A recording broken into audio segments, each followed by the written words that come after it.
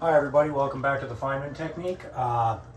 Today we'll be taking a look at this integral that I've seen floating around the internet quite a bit lately. I think Black Pen, Red Pen did it. I think Michael Penn did it. Mass 505 did it.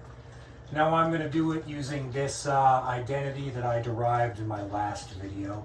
And we're going to also do something that I don't like doing on this channel, which is using special functions or special constants.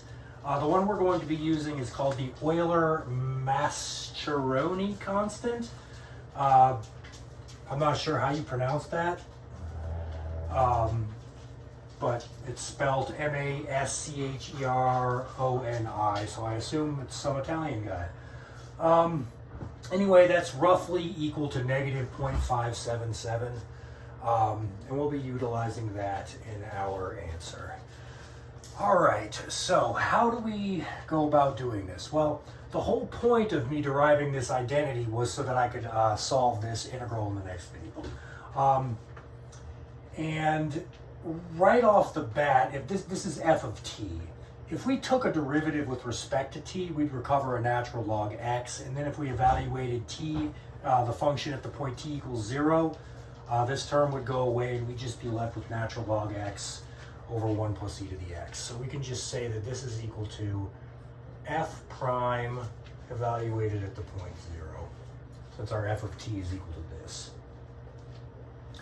All right, well, so I guess all that means all we have to do is take the derivative with respect to t of this sum right there, and then plug in t is equal to 0, and we have our answer, right? Yeah, easier said than done. Okay, let's just write out what the derivative with respect to t of this thing would look like. All right. Well, let's see. We're going to have to use the product rule because we actually have a t. This is two separate functions of t. The first one is t factorial, and the second one is this sum that involves t. So we're going to have to use the product rule. All right. So that means that f prime of t is equal to the first, which is negative t factorial, times the derivative of the second. And I'll just write that. You know what? I'll actually take the derivative. No, I won't. We're going to do this step by step because it's kind of complicated. So that's n equals 1 to infinity. And then we'll have negative 1 to the n times the derivative with respect to t of n to the negative t plus 1. All right?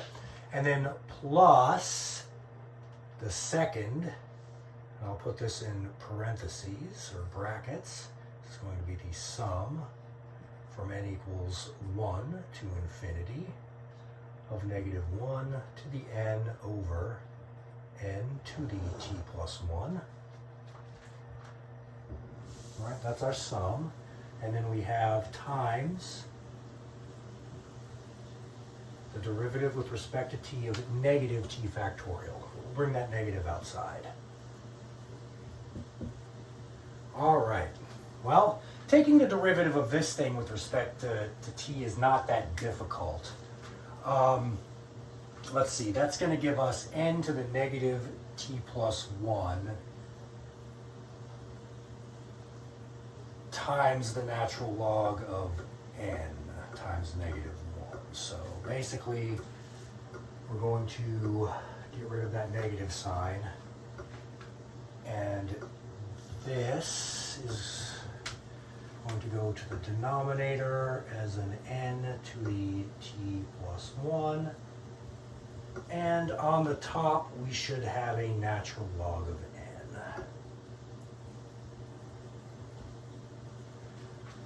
All right, and I'll rewrite that a little bit nicer. N to the t plus 1, right?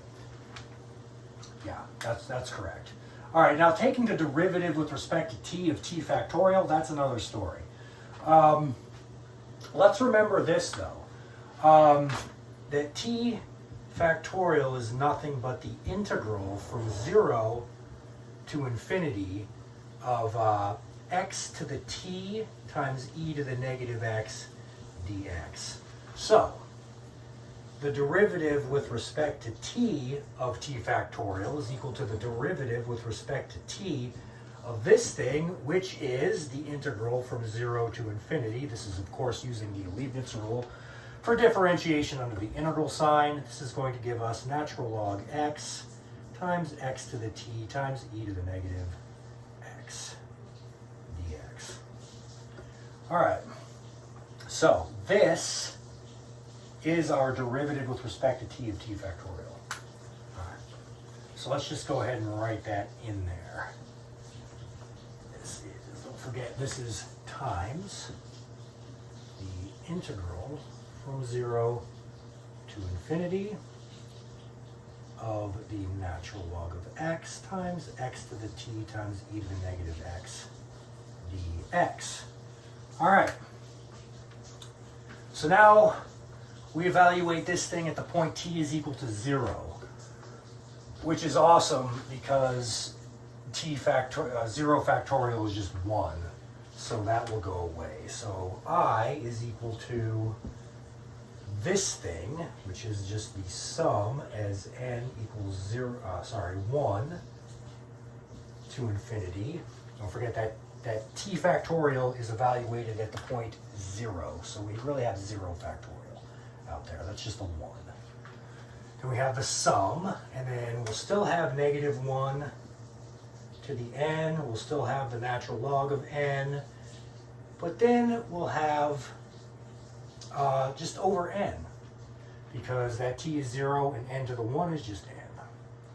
Now, that is going to be minus, now, we have this evaluated at the point 0, which is the integral from 0 to infinity of natural log x e to the negative x, which is negative Euler-Mascheroni constant. So basically, this part right here evaluates to negative, whatever you call that thing. I'm not sure what the what Greek letter that is. Let me know in the comments. I didn't prepare for this video, apparently. I don't even know what Greek letter that is. Let me know. All right. So let's see. We have minus this, but this is equal to this, the negative of this constant. So we're just going to have a plus. So that's going to be whatever Greek symbol that is, times the sum as n equals 1 to infinity of negative 1 to the n over n plus 0 plus 1, which is just n. Okay, what's this thing? That is the alternating harmonic series. And I think that's either natural log 2 or negative natural log 2, but I'm gonna have to actually figure that out right now because I don't remember. But what I do remember is this, that the sum as n goes from 0 to infinity of 1 over 1 minus x. I'm sorry, I made that same mistake in the last video. That 1 over 1 minus x is equal to the sum as n goes from 0 to infinity of x to the n, and that's good from negative 1 to 1, with 1 being included. All right, so what happens if we take an indefinite integral on both sides? Well, this is going to give us negative natural log 1 minus x, right? That's going to be the indefinite integral of that. Yeah, negative natural log 1 minus x. And then the antiderivative of x to the n is just x to the n plus 1 over n plus 1. So that's the sum as n goes from 0 to infinity of x to the n plus 1 over n plus 1. And of course, plus c. And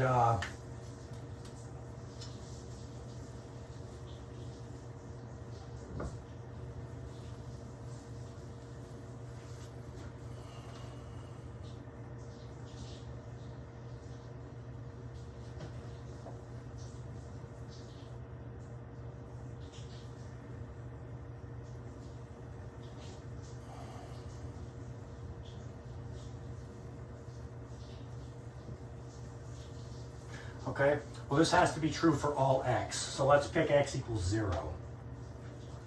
If we do that, we'll get negative natural log 1, which is 0. We'll have 0 is equal to 0 plus c, so c is equal to 0. Okay.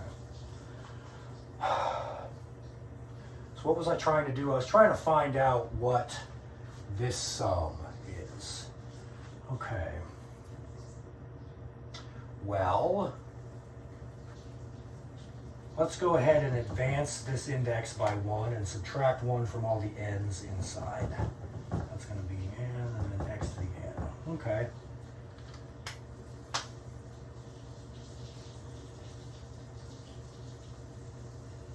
Okay, now let's plug in x is equal to negative 2. I'm sorry, x is equal to negative 1. This would give us negative natural log 2 is equal to this. So this thing right here is equal to negative natural log 2. All right. So that's minus the Euler-Mascheroni constant times the natural log of 2. And that's it. That's the answer. I believe there is a way to break this down into... You can get more Euler-Mascheroni constants out of this thing, but it's a real pain in the ass. I don't even know how to do it, but I plugged it into Wolfram Alpha, and somehow it can manipulate this sum to get an expression that involves the Euler-Mascheroni constant. I don't know how to do that myself. Maybe you guys can offer some assistance there. But anyway, this is as far as I got with it.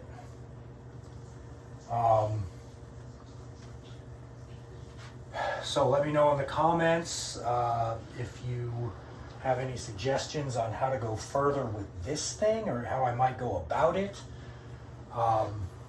Yeah, let me know, and I hope you enjoyed that.